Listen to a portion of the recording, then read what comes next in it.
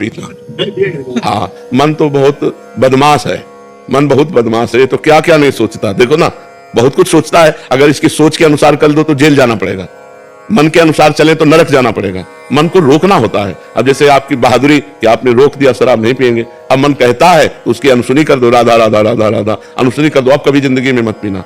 मांस खाते हो? हाँ, सब बहुत बहुत बढ़िया। धन्यवाद, धन्यवाद आपको कि आप अपने जीवन को अच्छे मार्ग की तरफ ले जा रहे हैं, गंदे मार्ग से हटा रहे हैं। तो आप खूब नाम जप करते हैं? दिमाग लगा रहे हैं पर ध्यान नहीं लगा। नहीं ना, ध्यान लगाने की जरूरत नहीं। काउंटर लो, अंगूठी की तरह हाथ में पहनो, राधा राधा राधा राधा राधा राधा। अब अंदर हम जप रहे हैं राधा राधा। बस 50,000 नाम रोज जप करो, ठीक है? आज काउंटर खरीद लेना और राधा राधा नाम 50,000 बार आप कहो, फिर आप देखना धीरे धीरे आपकी जिंदगी कैसे प्रकाशित होती है।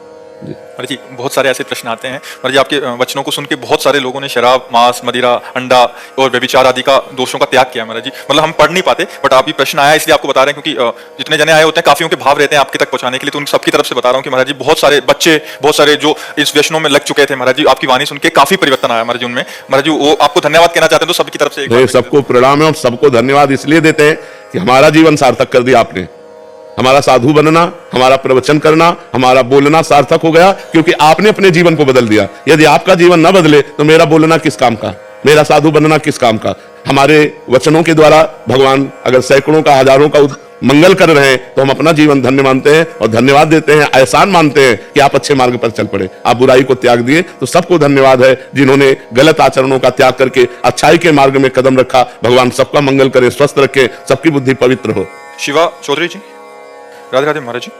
महाराज जी प्रणाम। महाराज जी, जब से मैंने होश संभाली है या जब से मुझे सही या गलत समझ आने लगा है, तब से मैंने कभी किसी को सताया नहीं, ठगा नहीं, पैसे नहीं मारे, धोखा नहीं दिया या गलत नहीं किया महाराज जी। फिर भी ना जाने क्यों एक डर के साथ जी रही हूँ, मुझे समझ नहीं आ रहा। जब भी सो के उठती हूँ या एक अलग सा डर मेरे को सताता रहता, बहुत डिप्रेशन हो जाता। ये कोई पाप है जो पूर्व का है। वर्तमान में तो आप ईमानदारी से चल रहे, पूर्व का पाप नष्ट करने के लिए नाम जप कीजिए, अधिक से अधिक नाम जप कीजिए, निर्भय हो जाएंगे।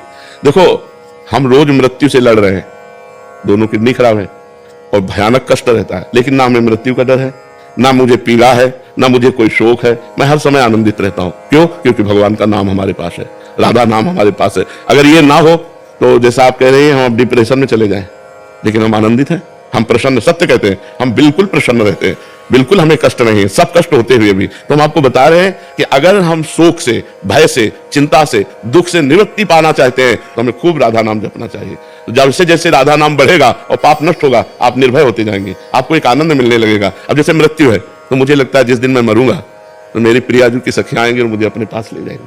मुझे डर नहीं है कि हमारा कुछ छूट जाएगा, हमारा कुछ है ही नहीं तो क्या छूटेगा। हमारे तो प्रभु है, वही मिलने वाले हैं। शरीर छूटा, प्रभु से मिल गए। तो मृत्यु का भय तब लगता है कि हमारा पुत्र छूट जाएगा, पति छूट जाएगा, मकान छूट जाएगा, हमारे रिश्ते छूट जाएंगे, बैंक बैलेंस छूट जाएगा। ये सब छूटना है, उसको पकड़ो जो छूटना नहीं है। प्रिया प्रीतम, किशोरी किशोरजू, ये कभी छूटने वाले नहीं है। तो नाम जप करते हुए यदि हम अपना जीवन व्यतीत करें तो हम निर्भय हो जाएंगे, निश्चिंत हो जाएंगे, निश्चोक हो जाएंगे। जी वेदा जी पंजाब से। राधे राधे राधे राधे महाराज जी। महाराज जी, जब कभी कोई किसी के प्रति बुरा विचार आए या कोई गलत सोच आए जो हम करेंगे नहीं बट अंदर आ रही है, तो महाराज जी अपराध है क्या? अपराध तो नहीं है, कलयुग का एक प्रभाव है। कलिकर एक पुनीत प्रतापा, मानस पुण्य होए और नहीं पापा।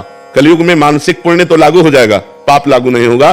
पर अगर हम ज्यादा मन से गंदी बात सोचने लगेंगे तो फिर वो क्रियाओं में उतर जाएगा, रोक नहीं पाएंगे। और जब क्रियाओं में उतर जाएगा तो फिर पाप लग जाएगा। जब तक क्रिया ना हो, केवल सोच बनी रहे तो पाप नहीं लगेगा, लेकिन सोच को जब हम क्रिया में उतार देंगे तो पाप बन जाएगा। और सोच को रोक पाना बड़ा कठिन होता है। जब हमारा मन कोई संकल्प कर लेता है तो फिर वो क्रिया में उतर ही जाता है। इसलिए हम जिस समय हमारे मन में कोई पाप वासना, कोई गंदी बात, कोई दूसरे के प्रति गलत भाव आ रहा हो, उस समय में जोर जोर से राधा राधा बोलना चाहिए। राधा राधा राधा राधा राधा राधा राधा राधा। वो हट जाएगा, वो डिलीट हो जाएगा, वो नष्ट हो जाएगा, वो आपके ऊपर प्रभाव नहीं डाल पाएगा। और यदि नाम जप नहीं चल रहा और उसी का आप मनन करते चले जा रहे तो आपका मन गंदा होता चला जा रहा है। कोई चीज गंदा करना बहुत सरल है, लेकिन साफ करना बहुत कठिन है। मन को गंदी बातों का चिंतन करा के आप गंदा तो कर सकते हैं, लेकिन मन को नाम जप करके पवित्र करना बहुत समय लगता है। गंदगी हमारे मन में इकट्ठा हो जाती है तो फिर भगवान का भजन भी अच्छा नहीं लगता, संत संग भी अच्छा नहीं लगता। इसलिए सावधान रहे कि हमारा मन गंदी बातें जब सोचे, हमारा बस तो है नहीं, तो उस समय नाम जप जरूर करें।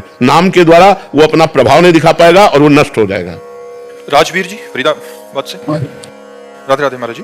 महाराज जी, आप कह रहे हैं कि पिछले 3-4 सालों से किसी बीमारी से जूझ रहे हैं। महाराज जी, इस परिस्थिति को जानते हुए मेरे अपने और बाहर के लोग मेरे और मेरे बच्चों के सामने बोलते हैं कि ये तुम्हारे कर्मों का फल है जो कि तुम्हें भोगना ही पड़ेगा। महाराज जी, सत्य से अवगत कराते हैं, पर बच्चों पे और मुझ पे इसका नकारात्मक प्रभाव पड़ता है कि, और हमारी उसमें क्या प्रतिक्रिया होनी चाहिए? कि कुछ नहीं, मुस्कुरा देना चाहिए, मुस्कुरा देना चाहिए। जैसे कोई कहता है कि अपने कर्मों का भोग भोग रहे हो, अपने ही तो कर्मों का भोग भोग रहे हो, तो बढ़िया बात है, सत्य बात है।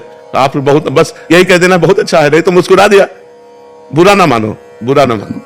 बुरा मानने से हमारा हृदय जलेगा और उसके प्रति हमारी द्वेष भावना बन जाएगी। और बात सब कोई सत्य कह रहा है। जैसे कोई कहे ना, तो कर्म का ही तो भोग, अगर कर्म हमारा ना हो तो हमारा शरीर स्वस्थ रहे, हमारा सब तो हमारे कर्मों का, यद्यपि वो हमारा उपहास कर रहा है, ये नहीं कहना चाहिए। किसी रोगी को या किसी दुखी को या किसी वृद्ध असहाय को हम ऐसे वचन बोले जिससे उनको सुख पहुंचे। कर्म का भोग तो भोग ही रहे, लेकिन हम ऐसे वचन ना बोले। ये मतलब वचन के द्वारा कष्ट देना है, दुख देना है, टॉर्चर करना है। ये वाणी का टॉर्चर है, जो वाणी के द्वारा कर रहे हैं, ये उनका अपराध बन रहा है। लेकिन आपको केवल मुस्कुरा देना चाहिए, आपको मुस्कुरा देना चाहिए कि भगवान की जैसी इच्छा। आप मुस्कुरा करके उस बात को टाल दें, उसे हृदय में न लावें। चेतना जी, ग्रेटर नोएडा से। राधे राधे श्री हरिवंश। राधे राधे महाराज जी। गुरुदेव, हम ये सुनते हैं कि यदि हमें कुछ समझ ना आए तो हमें हमारे अंतर्ज्ञान की आवाज सुननी चाहिए। गुरुदेव, कच्चे या शुरुआती दौर के साधकों को ये आश्वासन कैसे हो कि हमें वो आज्ञा हमारे अंतर्ज्ञान से नहीं, गलत है। जब हमें कुछ समझ में ना आवे तो शास्त्र सम्मत हो, सिद्धांत के ज्ञाता किसी संत से मिलना चाहिए। हम मन की आवाज और आत्म आवाज में भेद नहीं समझ पाएंगे कि हमारा मन बोल रहा है ये हमारी आत्मा बोल रही है। आप उसका निर्णय नहीं कर पाएंगे, क्योंकि मन भी तो बोल रहा है। जो मन बोल रहा है वही लोग कर रहे हैं, इसलिए दुर्दशा को प्राप्त हो रहे हैं। मन क्या भी बोल सकता है, मन गलत भी बोल सकता है। तो हमारी जो आत्मा की आवाज होती है, उसको सुनने के लिए अध्यात्म साधना चाहिए। साधारण व्यक्ति के अंदर जब वो उठती है तो उसे अनसुनी करके वो मन की आवाज को सुनता है, वो आत्मा की आवाज को। अगर आत्मा की आवाज सुनने लगे तो सब संत बन जाए, अंदर से सब महात्मा हो जाए। लेकिन उस आत्मा आवाज को, उस गुरुदेव की बात को, उस भगवान की बात को हम ठुकरा देते हैं। ऐसे वो स्फुरित होती बहुत धीमे।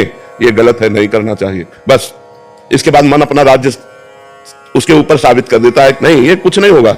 बस ऐसा करते अभी आनंद मिलता है, अभी मस्ती मिलती है, अभी सुख मिलता है, और वो गंदा खान पान, गंदे आचरण, गंदा व्यवहार ऐसा करने लगता है। हमें लगता है अपनी बात को सही समझने के लिए शास्त्र स्वाध्याय होना चाहिए और संतों के वचन सुनने चाहिए और उनसे मिलान अपने मन की बात की करनी चाहिए। यदि उनसे बात मिलती है तो धर्मयुक्त है, अगर नहीं मिलती है तो अधर्मयुक्त है। अधर्मयुक्त आचरण हम ना करें। ये बात भगवान श्री कृष्ण ने कही, तस्मात् शास्त्रम प्रमाणन्ते कार्या अकार्यो व्यवस्थितौ। क्या करना चाहिए, क्या नहीं करना चाहिए, इसके लिए शास्त्र प्रमाण है। तो हम शास्त्र स्वाध्याय करें। अगर शास्त्र स्वाध्याय हमसे नहीं हो पा रहा तो हम संतों से बात करें, जो भगवान के प्रेमी जन हैं, जो महान संत हैं, उनसे हम बात करें तो हमारा सब निर्णय ठीक हो जाएगा। अगर हमारी बात संत और शास्त्र से मिलती है मन की, वो धर्मयुक्त है, और जो संत शास्त्र से नहीं मिलती वो अधर्मयुक्त है। हम अपनी आत्मा की आवाज को सुनने लायक नहीं है। हमारे अंदर इतनी पवित्रता नहीं है कि हम अपनी आत्मा आवाज को सुनकर उसके अनुसार चल पड़े। हम मन की आवाज तक ही पहुंच पाते हैं, आत्मा की आवाज तक नहीं पहुंच पाते।